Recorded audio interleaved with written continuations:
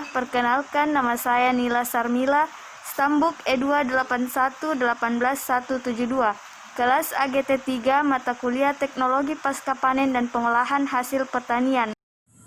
Bismillah, perkenalkan nama saya Endang Idris, Stambuk E281-18173, kelas AGT 3, Prodi Agroteknologi. Assalamualaikum warahmatullahi wabarakatuh. Perkenalkan nama saya Indana Zulfa, Stambuk E281-18177, kelas AGT 3. Kami dari kelompok 1 Taman Kelapa Sawit. Bismillah, perkenalkan nama saya Nila Sarmila. Di sini dapat kita lihat ada beberapa poin yang akan saya jelaskan di dalam materi kelapa sawit. Yang pertama, pengertian tanaman kelapa sawit. Yang kedua, pembahasan atau isi yang terdiri dari minyak kelapa sawit. Yang kedua, panen. Di dalam panen terdapat kriteria mutu buah dan potong buah. Selanjutnya, cara panen dan rotasi pusingan panen dan sistem panen. Selanjutnya, fisiologi pasca panen kelapa sawit, pengolahan hasil, produksi NDRPO, dan yang terakhir itu produk turunan. Pengertian kelapa sawit. Kelapa sawit adalah tanaman perkebunan penting penghasil minyak makanan sebagai bahan pembuat produk kosmetik, minyak industri, biofuel, maupun bahan bakar nabati biodiesel. Selanjutnya, minyak kelapa sawit. Buah kelapa sawit menghasilkan dua jenis minyak. Yang pertama, minyak yang berasal dari daging buah disebut mesokarp, berwarna merah. Yang kedua, minyak yang berasal dari inti kelapa sawit dan dia itu tidak berwarna. Selanjutnya, panen.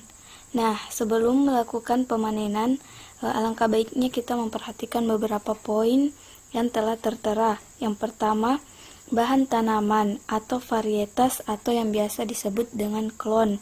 Yang kedua, transportasi. Yang ketiga, manusia atau pemanen dengan kapasitas kerja. Yang keempat, keadaan areal. Yang kelima, peralatan yang digunakan pada saat panen. Dan yang terakhir itu organisasi panen.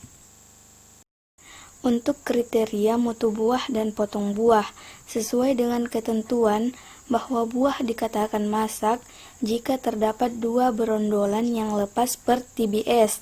Sementara kriteria matang panen adalah hasil potong buah dikatakan baik jika komposisi buah atau TBS normal atau masak sebesar 98% dan buah mentah serta busuk maksimum 2%.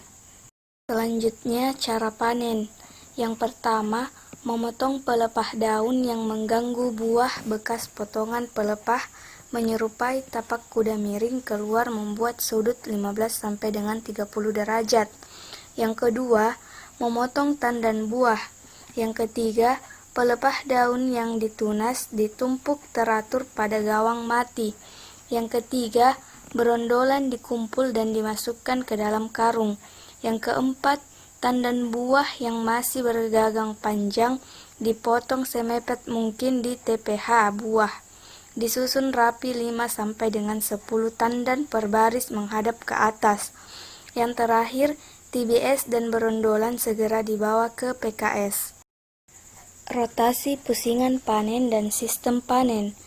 Pusingan panen adalah lamanya waktu antara panen yang satu dan panen berikutnya dalam satu ancak panen. Sedangkan sistem panen adalah cara pembagian ancak panen yang terbagi atas sistem ancak giring dan sistem ancak tetap. Fisiologi pasca panen kelapa sawit. Buah kelapa sawit pasca panen mudah mengalami kerusakan, baik secara fisik maupun mikrobiologis. Kerusakan yang terjadi pada buah kelapa sawit menyebabkan proses hidrologis semakin cepat, sehingga kadar asam lemak bebas semakin meningkat. Faktor yang mempercepat pembentukan asam lemak bebas setelah tandan dipotong dan sebelum direbus yaitu banyak buah yang rusak, banyak buah yang lepas atau memberondol, lamanya pengangkutan, tingkat kematangan buah, dan pengumpulan buah yang tertunda. Selanjutnya, pengolahan hasil. Pengolahan hasil terdiri dari beberapa poin. Yang pertama, pengangkutan TBS ke pabrik. Yang kedua, perebusan TBS yang terdiri dari beberapa poin. Yang pertama, merusak enzim lipase yang menstimulir pembentukan asam lemak bebas. Yang kedua, mempermudah pelepasan buah. Yang ketiga, memperlunak daging buah. Dan yang terakhir, untuk mengkoagulasikan atau mengendapkan. Selanjutnya, di dalam pengolahan hasil terdapat stasiun pemipilan atau striper. Selanjutnya, stasiun pencacahan atau digester dan pengempan pressure.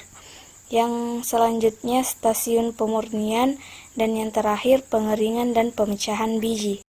Selanjutnya, produksi NDRPO. NDPRO merupakan bahan baku pembuatan minyak sawit merah sebagai minyak makan. Proses produksi NDRPO dilakukan dalam 3 tahap, yaitu yang pertama, degamming.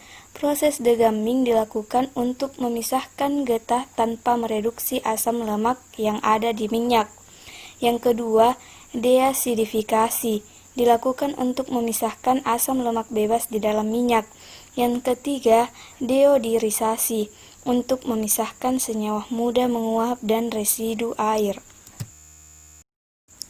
Pembahasan yang terakhir yaitu produk turunan. Aplikasi pengolahan RPO sangat luas. Sebagai minyak makan, RPO sangat potensi untuk dibuat menjadi minyak, minyak saset, untuk mie instan dan salad dressing. Pemanfaatan tanaman kelapa sawit terdiri dari industri kulit dan industri logam.